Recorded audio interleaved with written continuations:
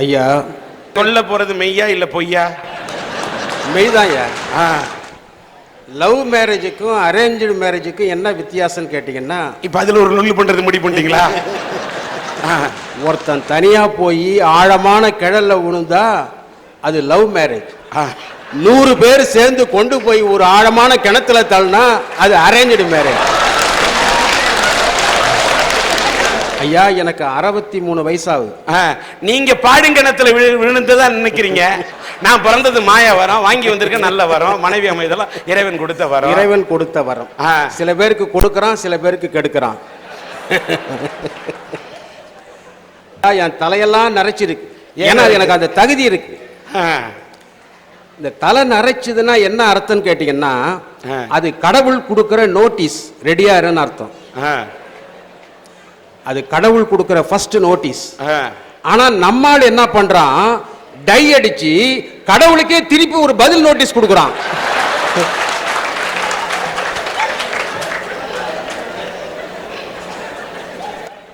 இந்த கணவனும் மனைவியும் பேசிக்கிறாங்கல்ல, அதை வச்சே இவங்களுக்கு கல்யாணம் ஆகி எத்தனை வருஷம் ஆச்சுன்னு கண்டுபிடிக்கலாம்.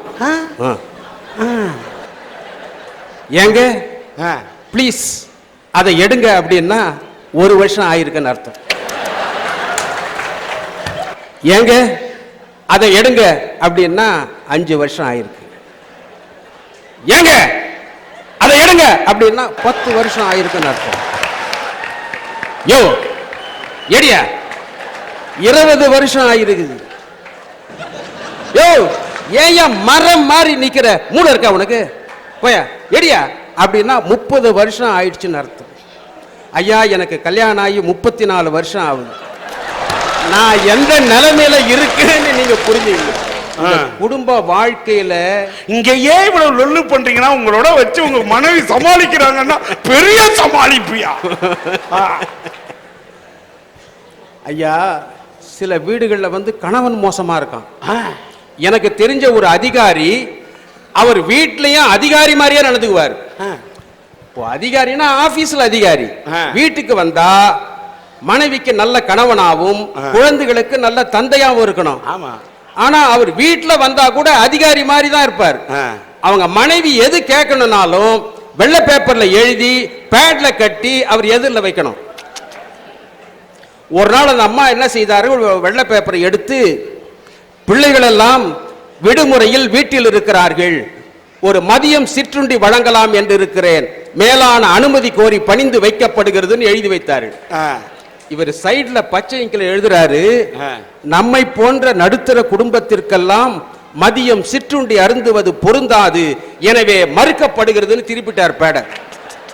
Too bad. அந்த அம்மா இன்னொரு வெள்ளை பேப்பர் எடுத்தார்கள்.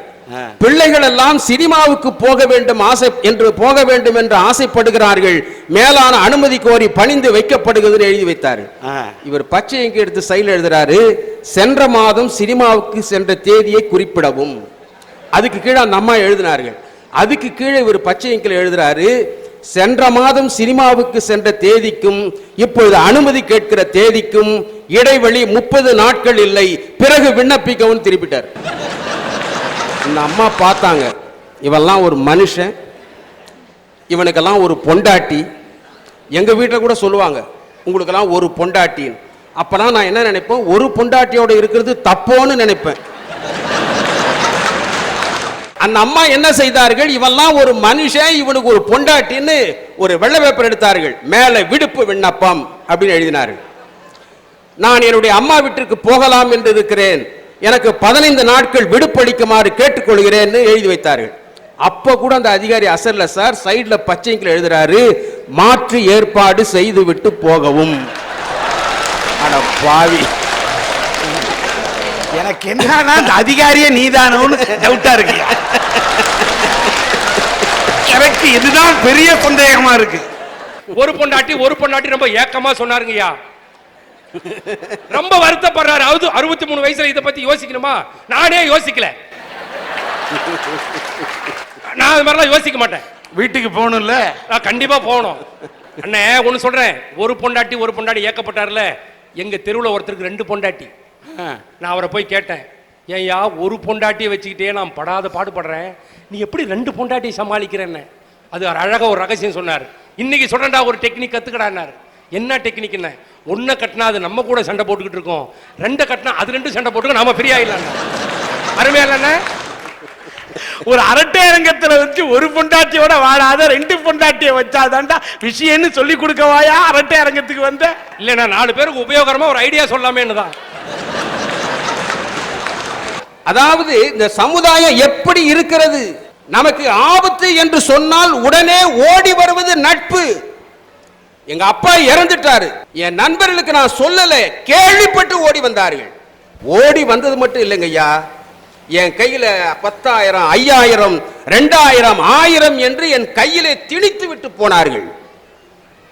என் உறவுக்கு நான் போன் பண்ணி சொல்றேன் அப்பா இறந்துட்டாரு, அவன் ஒரு ஆறுதல் வார்த்தை கூட சொல்ல. போன்ல கேக்குறான் அப்பா எப்படி செத்தாருன்னு. படுத்துக்கிட்டு தான் செத்தாருன்னு சொல்ல வேண்டியது. ஹார்ட் அட்டாக்ல செத்தாரு. அவன் சொல்றான் நல்லா தானே இருந்தாரு, ஏதோ நான் தான் அவரை விஷம் வச்சு கொன்னுட்ட மாதிரியும். நல்லா உங்களை பார்த்தாலே அப்படி கேட்க தோணுது ஐயா. சொல்லுங்க அடுத்து. நல்லா தானே இருந்தார். நான் சொன்னேன் ஹார்ட் அட்டாக்குங்க அப்படின்னு. எந்த டாக்டர்கிட்ட காட்டினா, நான் டாக்டர் பேரை சொன்னேன். அவன் சொல்றான் அவங்கிட்டயா போன, அவன் ஏமன் ஏஜென்ட் ஆச்சே, உடனே அனுப்பி வச்சிருவானே, ஏண்டா அப்பாவை இப்படி கொன்னுட்டான்.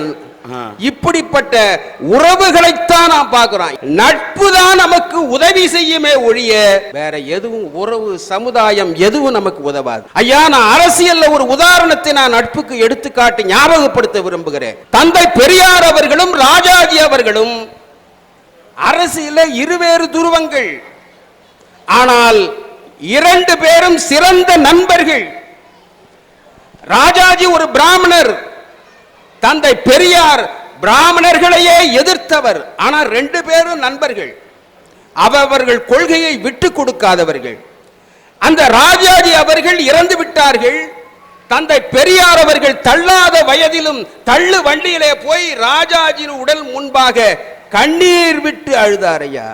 ஒருவன் இறந்தால் அழுவது கூடாது என்று சொன்ன தந்தை பெரியார் அவர்கள் நட்புக்காக கண்ணீர் விட்டு அழுதார், தன் கொள்கையை விட்டு கொடுத்தார். ராஜாஜி உடலுக்கு எல்லாரும் வாய்க்கரிசி போட போனார்கள்.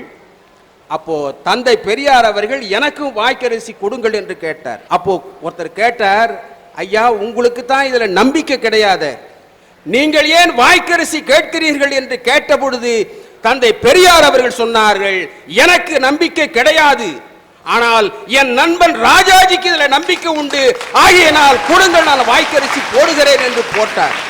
அதுதான் உண்மையான நட்பு. இத்தகைய சிறந்த நட்புக்குத்தான் நாம் நன்றி சொல்ல வேண்டும் என்று சொல்லி வாய்ப்புக்கு நன்றி கூறி நிறைவு செய்கிறேன். நன்றி, வணக்கம். இவர்களெல்லாம் யாருக்கு நன்றி சொல்ல வேண்டும் என்று சொன்னார்கள். நீங்க யாருக்குமே நன்றி சொல்லக்கூடாதுன்றீங்களா? நான் யாருக்கு நன்றி சொல்லக்கூடாது என்பதை நான் முதலில் சொல்ல ஆசைப்படுகிறேன். ஐயா, நீங்க பேசுகிற பொழுது நெய்வேலியில் தான் மின்சாரம் உற்பத்தி ஆகிறது என்ற ஒரு கருத்தை சொன்னீர்கள். மெட்ராஸ்ல நாங்கெல்லாம் இருக்கணும், லைட்டு போட்டா விளக்கறியதுக்கு காரணமா வெளிச்சம் கொடுக்கக்கூடிய இந்த நெய்வேலிக்கு நன்றி சொல்லணும். நான் மட்டுமல்ல, இந்த அரட்டை அரங்கம் அல்ல, தமிழகத்து மக்களே நன்றி சொல்லணும்னு சொல்றேன். உண்மைதாங்க. ஏன்னு கேட்டா, வாழ்க்கையில மனுஷன் வீட்டுக்கு போனா சம்சாரத்தை மட்டும் நினைச்சு பார்க்க கூடாது, நமக்கு மின்சாரம் கொடுக்கக்கூடிய நெய்வேலியும் நினைச்சு பார்க்கணும் சொல்றேன். ஐயா, அந்த மின்சாரத்துக்கும் சம்சாரத்துக்கும் தொடர்பு இருக்கிறது. மின்சாரம் தொட்டா ஷாக் அடிக்கும், சம்சாரம் தொடாமலே ஷாக் அடிக்கும். ஆனா மின்சாரம் இல்லாம கூட மெழுகுவத்தியில வாழ்ந்துடலாம், ஆனா சம்சாரம் இல்லாம வாழ முடியாதுங்கிறதான பெரிய சமாச்சாரம். மின்சாரம் இல்லைன்னா கஷ்டம், சம்சாரம் இருந்தா கஷ்டம். அது உங்களை மாதிரி யாருக்கு கஷ்டம்? ஐயா, இது போலியான உலகத்திலே நாம் வாழ்ந்து கொண்டிருக்கிறோம். எல்லாம் உண்மை நினைச்சு ஏமாந்து கொண்டிருக்கிறார்கள். கணவன் இறந்து போனா மனைவி அழறா, ஏதோ கணவன் செத்துட்டான்னு அழல. நீங்க அழும்போது கவனிக்கணும், நான் இனிமே என்ன பண்ணுவேன் இதான் சொல்லி அழுவா. அதாவது அவளை பத்திய கவலை தான் அவளுக்கு அதிகமே ஒழிய. ஐயா, அந்த அழற போதே அந்த செத்து போன கணவன் சொத்து வச்சுட்டு போனானா கடன் வச்சுட்டு போனானான்னு கண்டுபிடிக்கலாம். ஆமா, ஏன் ராஜா போயிட்டியே, நான் சொத்து வச்சுட்டு போயிருக்கான்னு அர்த்தம். அட பாவி போனிய, என்னையும் கூட்டு போக கூடாதான்னா கடலை வச்சுட்டு போயிட்டான்னு அர்த்தம். அப்படி போடு அருவாள். எங்க பக்கத்து வீட்டுல ஒருத்தருக்கு திடீர்னு இதய துடிப்பு நின்னு போச்சு. நாங்க 4 பேர் தூக்கிக்கிட்டு டாக்டர் கிட்ட போலான்னு போறோம், வாசப்படியில இடிச்சிட்டோம் அவரை. உடனே இதய துடிக்க ஆரம்பிச்சிடுச்சு. சரி, எதுக்கு ஹார்ட் அடிக்க ஆரம்பிச்சிருச்சு. எதுக்கு வேஸ்டா டாக்டர் கிட்ட போவானேன்னு கொண்டாந்து படுக்க வச்சுட்டோம். 1 வாரம் கழிச்சு உண்மையிலே செத்துட்டாரு இயற்கையில. ஆமா, எல்லாம் குளிப்பாட்டி பாட கட்டி அவரை சுடுகாட்டுக்கு கூட்டின்னு போலான்னு தூக்கின்னு போறோம். வீட்டு உள்ள இருந்து இந்த செத்து போனவன் பொண்டாட்டி சொல்றா, ஏங்க கொஞ்சம் வாசப்படியில இடிக்காம போங்கன்னா. ஐயா, இது ஒரு போலியான சமுதாயம். என்ன சமுதாயம், எவ்வளவு கெட்டு கிடக்குது ஐயா. 2 நண்பர்கள் துப்பாக்கியோடு காட்டுக்கு வேட்டையாட போனார்கள். வேட்டை ஆடிக்கிட்டே இருக்காங்க. திடீர்னு காட்டில் அதிகாரிகள் வந்து விட்டாரு. இத ஒருத்தன் பார்த்துட்டான் நண்பன், உடனே ஓட ஆரம்பித்தான். அதிகாரிங்க பார்த்தாங்க, பின்னாலே துரத்தி கொண்டு போய் வெகு தூரத்தில் அவனை பிடித்தார்கள். பிடிச்ச உடனே கேட்டாங்க, ஏன் ஓடுன, லைசன்ஸ் வச்சிருக்கான்னு. அவன் சொன்னான், லைசன்ஸ் வச்சிருக்கான்னு. அப்புறம் யாரா ஓடுன? சார், என்கிட்ட லைசன்ஸ் இருக்கு. அங்க இருக்கானே என் நண்பன், அவங்கிட்ட லைசன்ஸ் இல்ல. உங்களிடத்திலிருந்து அவனை காப்பாற்ற வேண்டும் என்பதற்காகவே நான் இவ்வளவு தூரம் ஓடி வந்தேன். இந்நேரம் என் நண்பன் தப்பித்திருப்பான் என்று சொன்னானே, அதுதான் உண்மையான நட்பு. இத்தகைய சிறந்த நட்புக்குத்தான் நாம் நன்றி சொல்ல வேண்டும். ஒரு வீட்டுல கணவன் கொடுமைன்னா ஒரு வீட்டுல மனைவி கொடுமை. மனைவி கொடுமை தாங்கல, தோட்டத்துல போய் மரக்கலையில தூக்கு போட்டுக்கலான்னு கிளையில போய் கயிறு கட்டி தொங்கினாம் பாருங்க, கிளை முறிஞ்சு விழுந்து போச்சு. தொப்புன்னு சத்தம். சமையல் கட்டுல இருந்து மனைவி ஓடியாந்தா, பார்த்தா கணவன் கீழே ஊந்து கிடக்குறான். துப்பு கட்ட ஆளியா நீ, இது வரல எதையாவது உன்னை ஒழுங்கா செஞ்சிருக்கியா நீ? ஐயா, இப்படி உறவுகள்ல, கணவன் மனைவி உறவுகள்ல எவ்வளவோ இருக்கு. மகன் தந்தை உறவு சரியா இருக்கா? அப்பாவை மதிக்கிறானா? அம்மா கிட்ட போய் சொல்றான், பெருசு நம்ம லைன்ல ரொம்ப கிராஸ் பண்றது, கொஞ்சம் கண்டிச்சு வைக்கணும். அந்த அம்மா கேட்கறாங்க, யாருடா பெருசுன்னு. அதான் ஓ ஆளுன்ட்டு போறான். பையன் அவ்வளவு விவரமா இருக்கான். எங்க வீட்டிலே பையனை படிடா படிடான்னா படிக்கல. எனக்கு கோவம் வந்துடுச்சு. டேய், உங்களெல்லாம் கட்டி மேய்க்கிறத விட 4 கழுதிய மேய்க்கலான்னு, நீ அதுக்கு தான் லாய்க்கிட்டு போறான். ஒரு நாள் டிவி பார்த்துட்டு இருக்கிறோம், ஒரு பாடல் காட்சி, அசிங்கமான காட்சி. என் பையனை உட்கார்ந்து இருக்கிறான். எங்க பையன் கட்டுடுவானோன்னு, டேய் கண்ண மூடுறான்னு ஓடி வந்து என் கண்ணை மூட்டு போட்டான். ஐயா, பெருசுங்க தான் கெடுது. இப்ப 63 வயசுக்கு மேல யாராவது இருக்கும். தந்தை மகன் உறவு என்று பார்த்தாலும் அந்த உறவு சரியில்லை. சரியில்லை. இந்த சமுதாயம் மோசமாக இருக்கிறது. ஐயா, நான் வெத்தலைப்பாக்கு போடுற பழக்கம் உள்ளவன். நான் சினிமா தியேட்டருக்கு போய் உட்காந்து ஒரு அரை மணி நேரம் கழிச்சு வாயில வெத்தலைப்பாக்கு போட்டுக்கிட்டு பக்கத்துல இருக்கிறவர்கிட்ட பேச்சு கொடுத்தேன். அவர் சொன்னார், போய் முதல்ல வெத்தலைப்பாக்கு துப்பிட்டு வாயாங்க. நான் சொன்னேன், இப்ப எங்க துப்புறதுன்னு. எதுல உட்காந்துருக்காரு, ஜிப்பா போட்டுக்கிட்டு, அவர் பாக்கெட்ல துப்புன்னா. நான் சொன்னேன், அவர் கோச்சிக்க மாட்டாரான்னு. அதெல்லாம் ஒண்ணு கோச்சிக்க மாட்டார். அது எப்படியா அவ்வளவு கரெக்டா சொல்றான்னு. நான் கூட தான் உங்க பாக்கெட்ல துப்புனேன், நீங்க என்ன கோச்சிக்கிட்டீங்களான்னு பாக்குறேன். ஐயா, சிவப்பா இருக்குது. இந்த சமுதாயம் மோசம். எவன் சட்டத்தை மதிக்கிறான்? ஒரு 30 வயசு இருக்கும் டிராபிக் கான்ஸ்டபிள், அவர் நின்று டிராபிக்கை ஒழுங்கு பண்ணிட்டு இருக்காரு. ஒரு 80 வயசு கிழவி கிராஸ் பண்ணுது ரோட, அவர் விசில் அடிக்கிறாரு. அந்த கிழவி சட்டையே பண்ணலையே, அது பான்னு போயிடுச்சு. இந்த டிராபிக் கான்ஸ்டபிள் அந்த பக்கமா போய் பிடிச்சிட்டாரு அந்த கிழவிய. ஏன் கிழவி, நான் விசில் அடிக்கிறேன், நீ பாண்டு கவனிக்காம போறேன்னு. அந்த கிழவி கேட்டுச்சு, டேய் உனக்கு 30 வயசு இருக்கும், எனக்கு 80 வயசு ஆகுதுரா, என்ன பார்த்தா நீ விசில் அடிக்கிற? தொலைச்சிடுவேன், தொலைச்சு. அதனால ஆடியே போயிட்டான். ஏதோ கேஸ் வேற வழியா போகுது. நான் ஒருத்தட்ட கேட்டேன், சார் ரயில்வே ஸ்டேஷன் போகணும் எவ்வளவு நேரம் ஆகும்னு. அவன் சொல்றான் பாருங்க வழி. நடந்து போனா அரை மணி நேரத்துல போலாம், நாய் துரத்துச்சுன்னா 10 நிமிஷத்துல போலான்றான். நான் நாய்க்கு எங்க சார் போவேன்? ஆளை பார்த்து சொல்றான் ஐயா. சார் நட்புக்கு நல்ல உதாரணம் சொல்லணும்னா நம்ம பால்காரர் பால் கொடுக்குறாரு பாருங்க, அதுதான் இந்த பால் தான், தண்ணி பால் தான் நல்ல உதாரணம். ஒருத்தர் 400 ரூபாய்க்கு பால் ஊத்தினார் பால்காரர், அந்த அம்மா 200 ரூபாய் கொடுத்தது 200 ரூபாய் கொடுக்கல. அந்த பால்காரன் சண்டைக்கு போறான், ஏமா 400 ரூபாய் தரணும் 200 ரூபாய் கொடுத்த இன்னும் 200 ரூபாய் கொடுக்கலையா பால் காசுன்னு. அந்த அம்மா சொல்லுது, மரியாதையா பேசு, பால் காசு கொடுக்கலன்னு சொல்லாத, பால் காசு கொடுத்துட்டேன், தண்ணிக்கு தான் காசு தரணும்னு. நமக்கெல்லாம் கொலஸ்ட்ரால்ன்ற ஒரு நோய் வந்துடக்கூடாதேன்னு தான் அவர் தண்ணியை கலந்து கொடுக்கிறார்.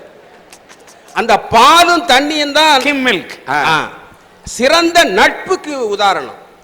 இந்த பால் நீங்க எவ்வளவு தண்ணி ஊத்துங்க, இந்த பால் தண்ணியை காட்டி கொடுக்காது, வெள்ளையா தான் இருக்கும். அதுதான் சிறந்த நட்பு. நமக்கு ஆபத்துன்னா உடனே ஓடி வருவது நட்பு.